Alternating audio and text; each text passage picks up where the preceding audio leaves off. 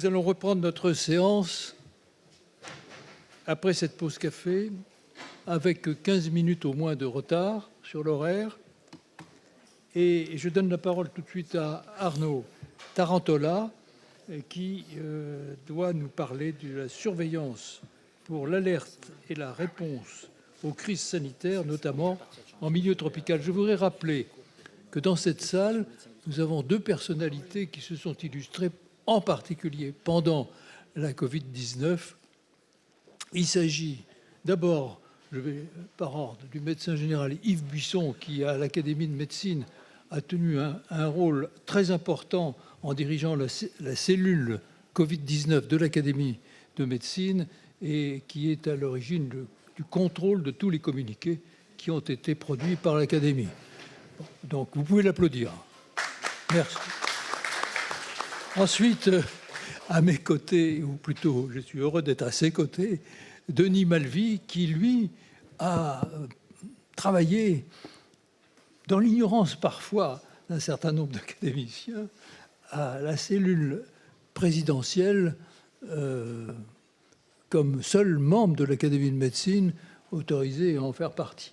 Donc, Denis, je me réjouis du travail que vous avez accompli et je rappelle au président de ma section de la 4e division de la santé publique à l'Académie de médecine que vous êtes membre correspondant et qu'un jour ou l'autre, il faudra songer à vous titulariser. Voilà, le message est passé. Je vous remercie, vous pouvez l'applaudir aussi, parce que c'est... Écoutez, quand on ne sert plus à rien, il faut essayer de servir quand même à quelque chose. Voilà, donc je fais des promotions et je donne la parole à M. Tarantola, dont je salue le fils et le père, que j'ai bien connu. C'est transmis. Bonjour à toutes et à tous.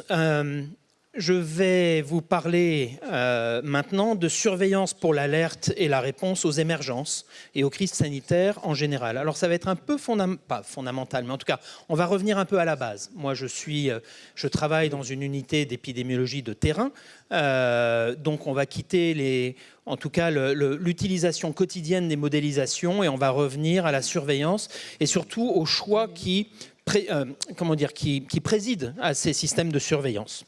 Alors, il est clair que je ne suis ici qu'en mon nom propre et pas au nom de l'organisation qui a la gentillesse de m'employer et de me salarier. Donc, ce que je dirais, et tout ce qui est juste vient de Santé publique France. Toutes les bêtises, ça sera en mon nom propre. On va faire simple.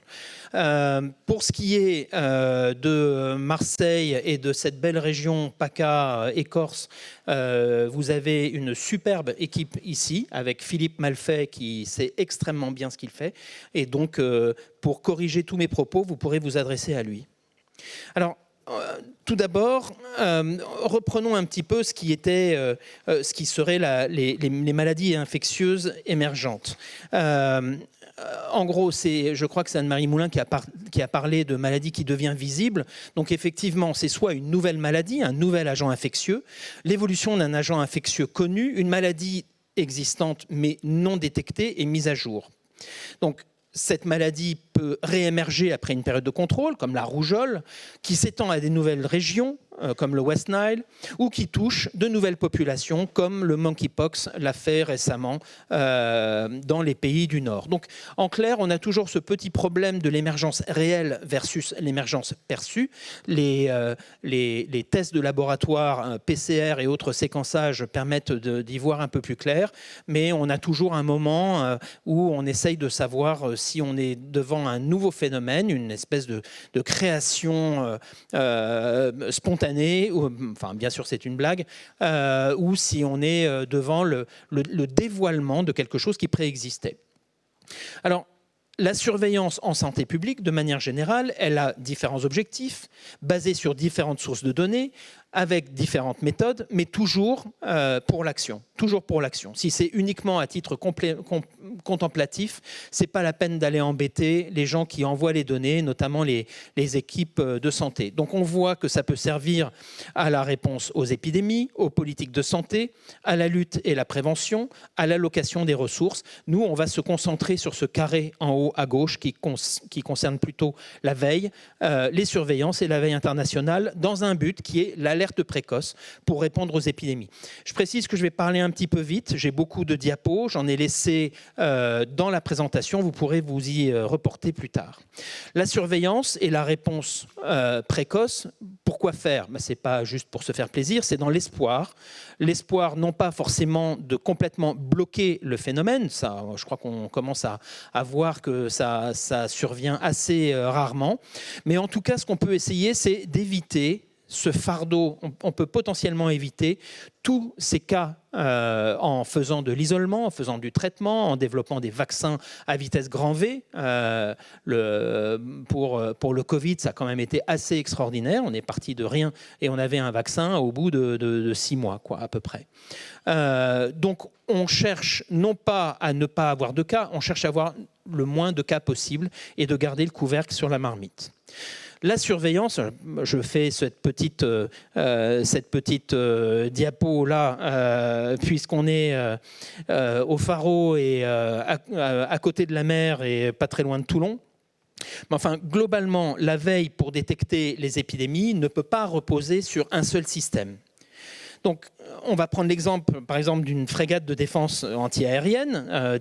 Elle dispose de plusieurs systèmes de détection. On voit un radar, un sonar, une antenne linéaire, un radar multifonction, un détecteur de radar, un équipement de veille infrarouge. Il dispose également d'un outil d'investigation et de contrôle avec un aéronef embarqué, un hélico qui permet d'aller voir sur place aux côtes ou vérifier la réalité des phénomènes. Et aussi, ne l'oublions pas, un système de communication. Et enfin, j'aurais dû le rajouter sur la diapo, un équipage formé et coordonné avec une équipe à sa tête. On voit comme les différentes électrodes placées autour du thorax pour fournir une multiplicité de points d'observation de l'état du myocarde, le positionnement variable et bien pensé de ces éléments de surveillance que sont les électrodes permet d'englober et d'écrire un phénomène myocardique en l'occurrence, et quand il s'agit de surveillance, bien sûr, c'est un phénomène épidémique. Donc, tout ça s'est illustré dans un document auquel vous avez accès. J'ai mis le lien vers ce PDF en bas. On a fait cet exercice sur l'épidémie de Covid en déclinant tous les systèmes de surveillance que Santé publique France a mis en place ou adaptés et qui vous montrera la grande diversité et la grande multiplicité des dispositifs toujours centré sur un même phénomène, mais pour en approcher, pour en observer différentes facettes et reconstituer un phénomène en 3D plutôt qu'en 2D. Voilà, c'est ce que j'essaye de faire comprendre. Donc la surveillance, c'est compliqué. Ça n'est pas juste mettre en place un système, décider de mettre en place un système demain. Ça demande beaucoup de réflexion et j'y reviendrai un peu plus tard. En effet, ces dispositifs, ces points d'observation doivent idéalement se décliner selon des compartiments de la pyramide des présentations cliniques. On voit ici la base des infections, parmi celles-là les infections symptomatiques, parmi celles-là celles qui seront testées, ça dépend aussi de l'accès au diagnostic, les infections diagnostiquées, ce qui dépendra des tests et de leur performance. On revient en plus d'un niveau de médecine communautaire et ce qui se passe dans la population avec des cas relativement peu graves. Parmi lesquels on pourra décrire des patients qui se rendront à l'hôpital, en ambulatoire. Certains seront hospitalisés, d'autres hospitalisés en soins critiques. Et enfin, on aura les décès. Et malheureusement, on a souvent des données que sur cette partie très émergée de l'iceberg. Et un bon système de surveillance se doit d'avoir des dispositifs pour essayer d'approcher l'ensemble de ces niveaux du continuum physiopathologique. Alors, la veille et la surveillance, elles permettent de détecter les phénomènes avant de les investiguer. C'est ce qu'on vient de dire. Mais parfois, cela confirme. Souvent, on ne confirme pas le phénomène détecté, voire parfois infirmé. J'utilise ces deux exemples, ils sont assez rares, où on sait, on détecte vraiment des cas groupés de quelque chose, parfois des pathologies graves. Et en fait, c'est une clusterisation artificielle liée souvent à des mauvaises définitions de cas, à une mauvaise investigation, à un emballement médiatique. Et je vous invite à relire un petit peu, j'ai mis toutes les références en bas à gauche des diapos, je vous invite à lire un peu l'histoire de ces clusters de maladies neurologiques à Nouvelle-Brunswick au Canada, avec 48 cas de maladies neurologiques, 10 décès, où ils se sont posés toutes sortes de questions. Est-ce que c'était une maladie à prions, des facteurs environnementaux, une algue neurotoxique? Et en fait, quand un groupe plus expert est passé dessus, sur ces données, ils ont reclassé la plupart des cas et à ce moment-là, il n'y avait plus vraiment de cluster. Donc l'investigation est vraiment une phase absolument fondamentale des systèmes de surveillance. Le problème, c'est que parfois, les cas s'agrègent par hasard, ça peut être les cas de cancer par exemple, mais ce n'est pas notre propos aujourd'hui. Et puis, tout ça se fait dans un contexte extrêmement rapide d'échange sur les réseaux sociaux, avec des lanceurs d'alerte, des collectifs de parents ou de citoyens qui jouent tout à fait leur rôle, mais avec lesquels il faut savoir composer. Alors, qu'est-ce qui fonctionne mal en surveillance? D'abord, c'est la surveillance monosource, basé uniquement sur les déclarations des soignants. Si on a, alors bien sûr, on peut toujours commencer par ça, on surveille les cas hospitalisés, mais si au bout de quelques semaines ou quelques mois, on n'a que ça, on est un peu dans les ennuis.